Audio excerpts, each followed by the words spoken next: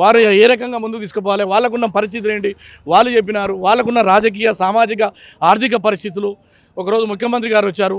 మనిషి ఎదుగుదలకు, రాజకీయ ఎదుగుదలకు మరి ఆర్థిక ఇబ్బందులు కానీ కులం కానీ అడ్డం కాదు, ఏ రకంగా తను ఎదిగినాను అని చెప్పి ఒక ప్రజల ముందు ఏ రకంగా మనం పోవాలి, నాయకునిగా ఏ రకంగా ఎదగాలని చెప్పి వాళ్ళు మాకు చెప్పడం జరిగింది. చాలా బ్రహ్మాండంగా జరిగింది.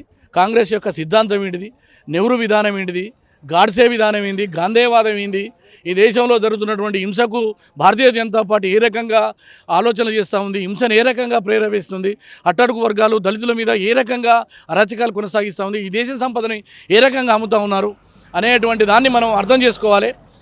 ప్రజలకు దగ్గరగా పోవాలి. నాయకుడు అంటే ఏదో కిరీటం పెట్టుకొని, లేకపోతే నేనేదో లీడర్ అనేటువంటి అహంతోటో, లేక భవిష్యత్తులో నేను ఎమ్మెల్యే అవుతా, ఎంపీ అవుతా అనేటువంటి అహాన్ని వదిలి ప్రజల సమస్యలు తెలుసుకున్నప్పుడు లీడర్గా మనం కావచ్చు. ప్రజలకు దగ్గరగా ఉంటే ఎంత పెద్ద పదవైనా మనకు వరిస్తుంది అనేటి దానితో పాటు నిత్యం ప్రజలతో కలిసి నిజాయితీగా పనిచేస్తే డెఫినెట్గా పదవులు వస్తాయి. అందుకు మీరే కారణం అని చెప్పేసి మాలాంటి వాళ్ళని ఉదాహరణగా ముఖ్యమంత్రి గారు చెప్పడం జరిగింది. సో